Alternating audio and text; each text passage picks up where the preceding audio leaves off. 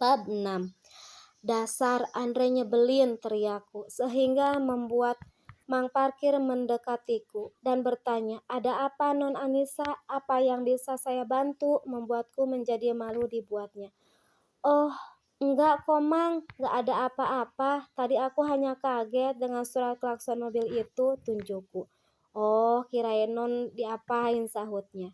Enggak kok Mang, yang sudah saya permisi ya. Assalamualaikum, pamitku. Waalaikumsalam. Iya Non, silahkan, sahut Mang Parkir. Ia pun membantuku memarkirkan mobil. Setelah itu aku pergi. Tidak lupa memberi Mang Parkir uang 1 lembar senilai Rp50.000. Hanya uang itu yang ada di laci mobil. Si Mang Parkir mengucapkan terima kasih sambil mencium uang lembar biru itu. Ia begitu girang mendapatkannya. Ternyata membahagiakan hati orang itu tidak susah. Seperti yang barusan aku lakukan membuat si Mang Parkir bergembira. Aku kemudian melajukan mobil menuju jalan raya untuk kembali pulang ke rumah.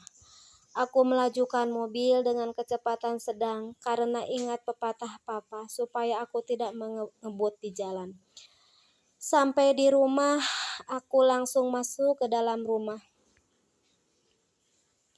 Setelah Biinah membukakan pintu untukku.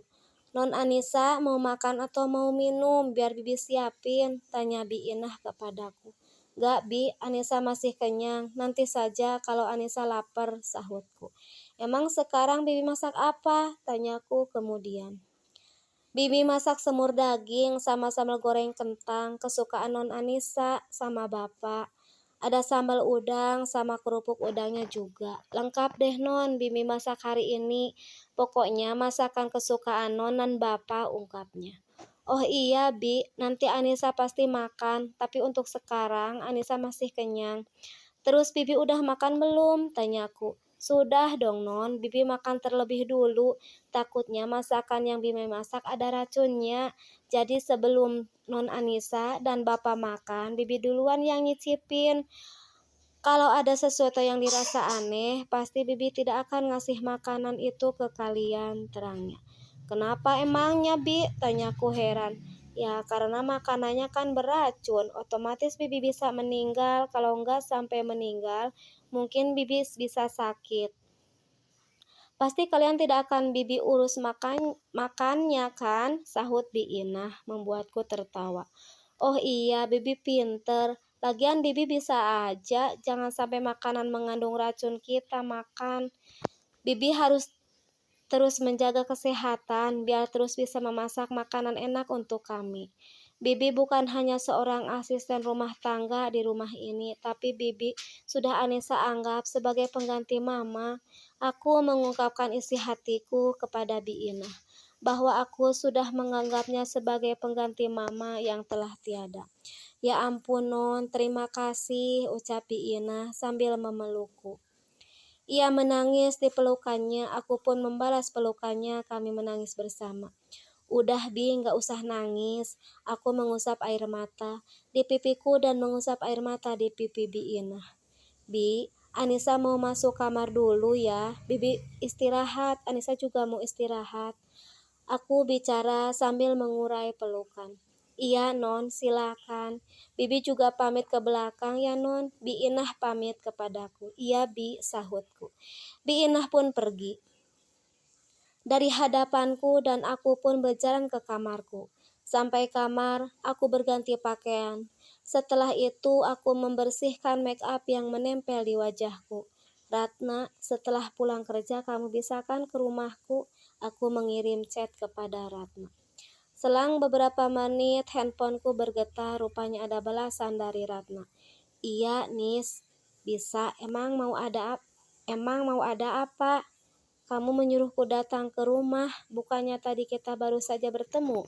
Ratna bertanya kepadaku, tetapi ia juga menyanggupi untuk datang ke rumah.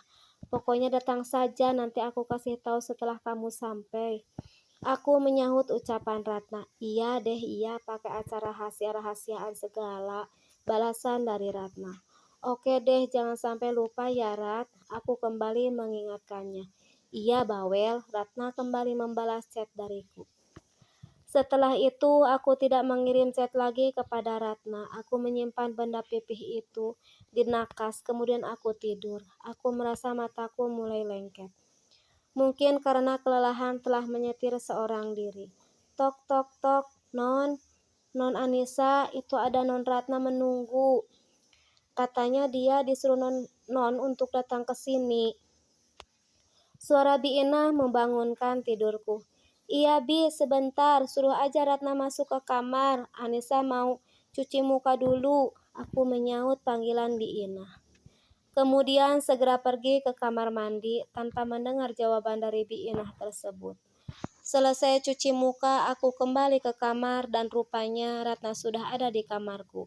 Ia duduk di sofa sambil melihat album foto yang tadinya disimpan di bawah meja.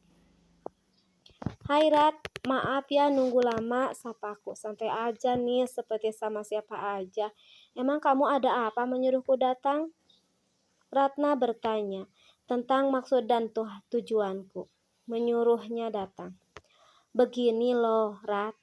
Tadi saat aku di jalan setelah ketemuan sama kamu dan Mas Bagas, aku ditelepon sama Papa, rupanya datang ke kantornya. Supaya datang ke kantornya. Aku pun datang ke kantor Papa. Aku kira ada apa aku disuruh ke sana. Rupanya Papamu menjodohkanku dengan orang yang bernama Andre. Andre merupakan rekan bisnis Papa. Ya, terus ucap Ratna memotong ucapanku. Raut muka Ratna pun berubah serius. Ia pun menutup album foto yang sedang dilihatnya. Aku gak mau dijodohkan sama Andre, Rat. Orangnya nyebelin. Aku bilang saja sama Papa kalau aku sudah mempunyai calon suami. Aku bilang sama Papa kalau calon suamiku adalah Mas Bagas. Aku berkata jujur kepada Ratna tentang Papa yang ingin menjodohkanku dengan Andre. Terus gimana tanggapan papamu itu? Papamu, Nisa? Tanya Ratna sambil merubah posisi duduknya mendekatiku. Papa memintaku supaya aku mempertemukan Mas Bagas kepadanya secepatnya. Sedangkan aku dan Mas Bagas cuma baru pertemuan pertama, belum mengungkapkan rasa. Aku tidak tahu perasaannya kepadaku. Aku juga belum pasti kalau aku menyukainya. Aku memberitahu Ratna tentang keadaan yang sebenarnya terjadi. Jadi, gimana Ratna? Apa yang harus aku lakukan? Tanyaku kepada Ratna.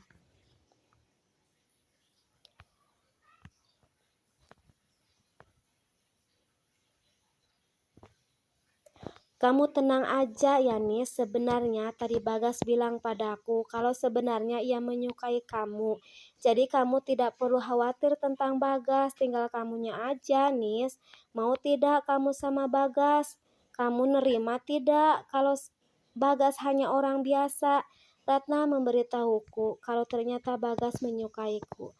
Ratna juga bertanya tentang perasaanku yang sesungguhnya. Kalau aku sih oke aja, apalagi ini menyangkut masa depanku. Tapi mau nggak Mas Bagas ketemu Papa secepatnya? Tanyaku. Pasti mau Nis, orang Bagas bilang ia mau serius sama kamu. Kalau kamu mau menerimanya. Hanya saja untuk ketemu sama papamu, Bagas tidak memiliki pakaian yang pantas. Ia bilang sama aku, dia minder karena tidak sepadan denganmu. Terus, aku harus bagaimana dong Ratna? Tanyaku.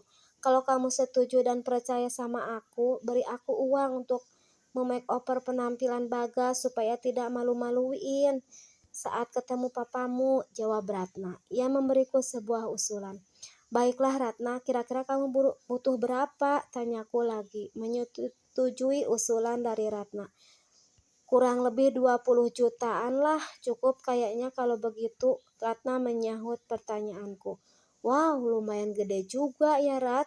Untuk apa saja itu Ratna? Tanyaku bersambung. Apakah Anissa mau memberikan uangnya kepada Ratna atau tidak ya?